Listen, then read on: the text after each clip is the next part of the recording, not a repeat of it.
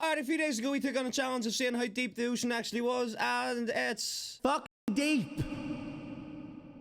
And you guys have now wanted me to check out how big the universe is. We're in the bottom of the ocean, now we're going into the tops of the fucking space. I don't know what's up there. I hope there's something up there. I believe in aliens. Do you guys believe in aliens? If you're new around here, I want you to subscribe to the channel right now, and then tell me about your alien experiences, and then tell me what to react to next, okay? Now let's jump in and let's react to how the universe is way bigger than you may think. Alright, we got the Earth. That's...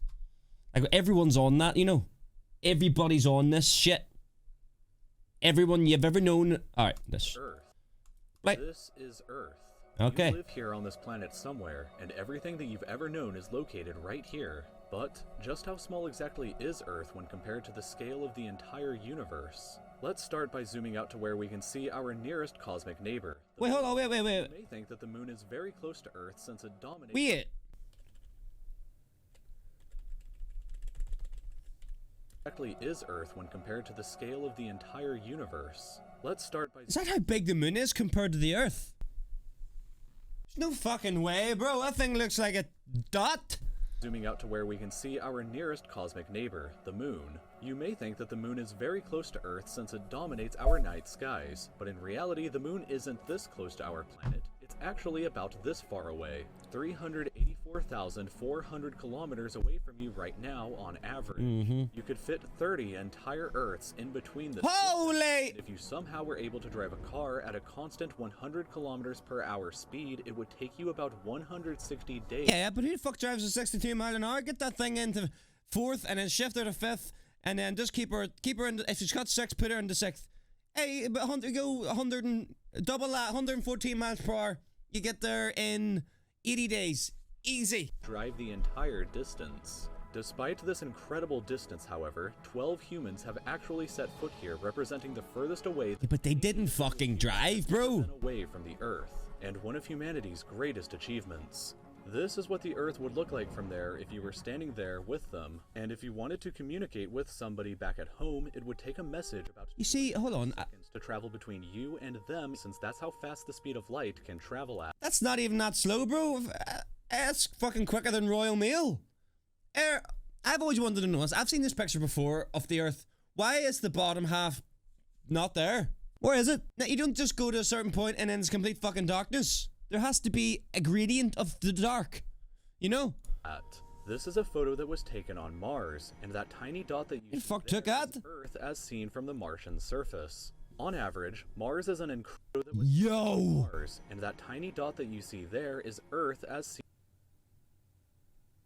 Yo, do you know how mad that is? Why does that make me emotional? Look how shit we are! We're shite!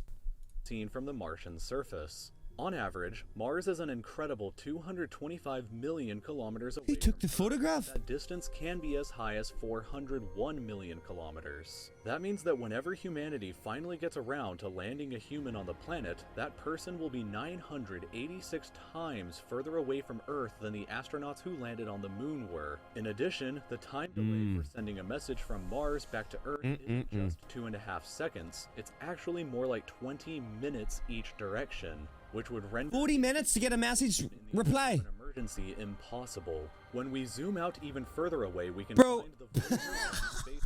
If you're in an emergency on Mars, you just accept death. Alright? If you fall down, break your leg, you're fucked. Okay? Because you're gonna have to send a 20-minute message this way, 20 minutes back. I don't know how long it takes to, you know, have to type the message, maybe like a couple minutes. You're gonna be at least waiting an hour before you can hear something. But what are they gonna do? Send up an ambulance? You're fucked. Space probe, which is the furthest away man-made object from Earth. It is currently located 138 AUs from the Earth. AU meaning astronomical unit, which is the distance between the Earth and the Sun, which means that Voyager 1 is 130 times further away from us than the Sun is. At some point on its voyage, Voyager 1 turned its camera around and took this photograph. It may not look like much at first, but in my opinion, this is the greatest single photograph. Don't you dare. Don't you dare tell me that's me. Is this me? We're nothing. We're actually nothing. Finish me now, bro. I want out. I don't like it here anymore. That kind of gives me claustrophobia. Just a little bit. How the fuck is someone controlling this machine that's away in the sky somewhere? And who turned the camera around? I don't understand that. There's no way you have a signal to this machine that's fucking 148 UAs away or whatever it is. Who turned the camera, bro? The blue dot is Earth, and I don't think that anybody has ever said something as amazing about this as Carl Sagan when he said, "If you look at it, you see a dot. That's here. That's home. That's us. On it, everyone you ever heard of, every human being who ever lived out their lives. The aggregate of all our joys and sufferings. Thousands of confident religions, ideologies, and economic doctrines.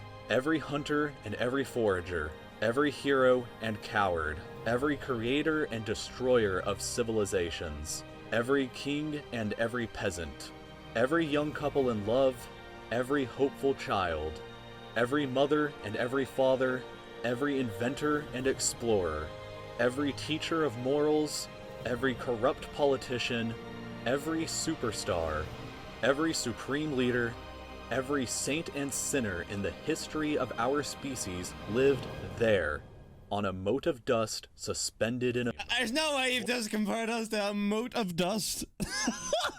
Wait. We are literally a mote of dust, ladies and gentlemen. Where the fuck are we, though? Like, let's be honest right now. Where are we? Because at some point, there has to be... my head's away.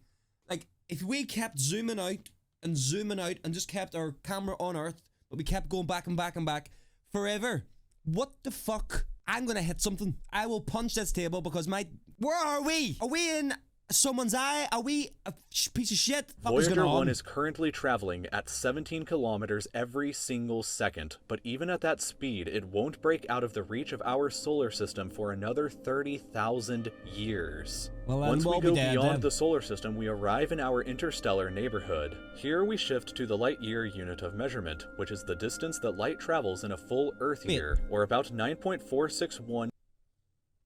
Hold on, where am I?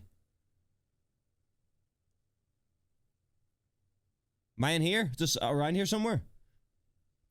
Fuck. Trillion kilometers. The star Proxima Centauri here is the closest other star to us other than our sun, but it's still 4.24 light years away from us. To put that into perspective, if it was heading in the right direction, here is the closest other... 1 light year is 9.5 trillion kilometers. Fuck. Other star to us other than our sun, but it's still 4.24 light years away from us. We're never seeing aliens, bro. To put that into perspective, if it was heading in the right direction, it would still take Voyager 1 over 70,000 years to reach it. In other words, if you drove your car at 100 kilometers an hour like in our previous example to the moon, it would take over 6 times longer than the entire age of the universe is just to finally get there, and it wouldn't even exist still when you arrived. When we zoom out even further, we can see the entire Milky Way galaxy, inside of which Earth is located right here. It's gonna get weird. This yellow dot is the furthest extent of humanity's radio broadcasts throughout history, which means that any possible alien... Like, look at that. Look at that. Do you reckon if you went into space and just be like, hello? Would you ever hear anything back?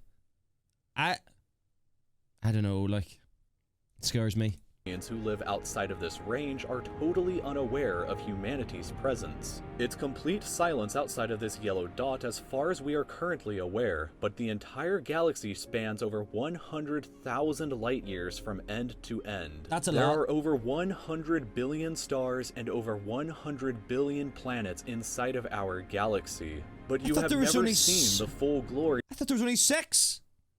Uranus, Jupiter, Saturn, Mars, Earth, Pluto. What? Of the galaxy at night, because 99% of the stars that you can see with the naked eye are limited to this small, tiny region right here. But even this massive galaxy is nothing compared to the rest of what's out there. This is gonna get Zooming weird. out even further, and we arrive at the local group of galaxies. Here we go. A collection of 54 different galaxies that is about 10 million light years across. But zooming out even further, and we can see the Virgo supercluster, of which the local group here is just a tiny segment of. There are at least 100 other groups of galaxies just like our own local group inside of here, and the distance from one side to the other is a mind-numbing 110 million light years. How do people know this? How have people find this out? I can't accept this, that this is real. Are we living inside a fucking Pringle tin? Why are we this shape? But even the massive Virgo supercluster is nothing but a quiet and tiny lobe of the Great Laniakea supercluster, an enormous structure that is home to our galaxy as well as 100,000 other galaxies. The distance from one side to the other is 520 million light years. What's the point? But from even there, we can zoom out all the way to the entire... I need to go back a bit here, Chuck, because my brain is melting. ...thousand other galaxies. The distance from one side to the other is 520 million light years, but from even there we can zoom out all the way to the entire observable universe and see that even the titanic Laniakea supercluster is just a tiny and insignificant part of everything.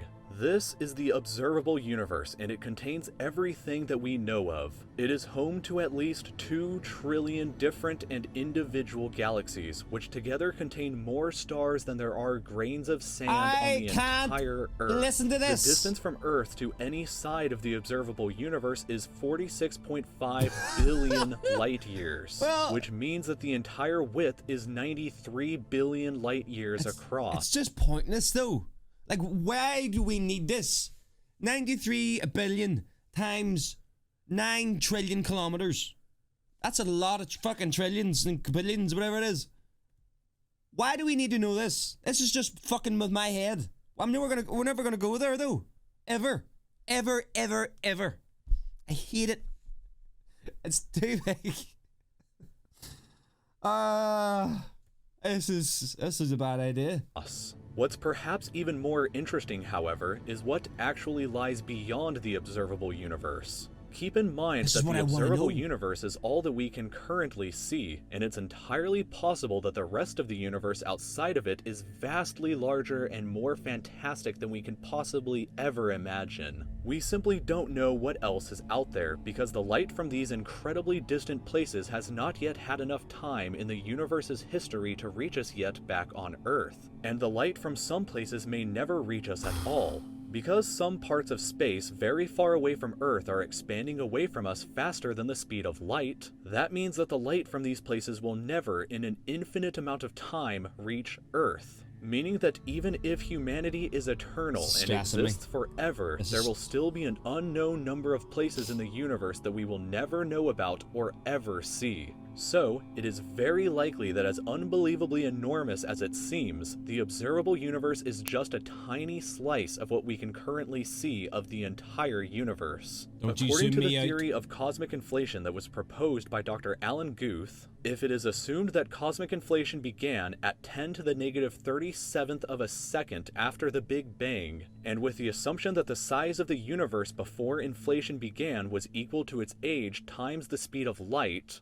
then this would seem to suggest that at the present day, the entire universe is 150 sextillion times larger than the observable universe. That number for reference looks like this, with this many zeros. Let this number sink in for just a moment. I'm not looking at it. This would be similar to you thinking that the entire observable universe, everything that you could see, was the size of a light bulb, but then realizing that in reality the entire universe is larger than the former planet of Pluto. Imagine a light bulb in the center of Pluto, but we inside the light bulb were totally unaware that Pluto existed outside of it, and that's a similar situation to this. We are all so unbelievably small, but you shouldn't worry, because all that means is that there is so much left out there for us to discover together.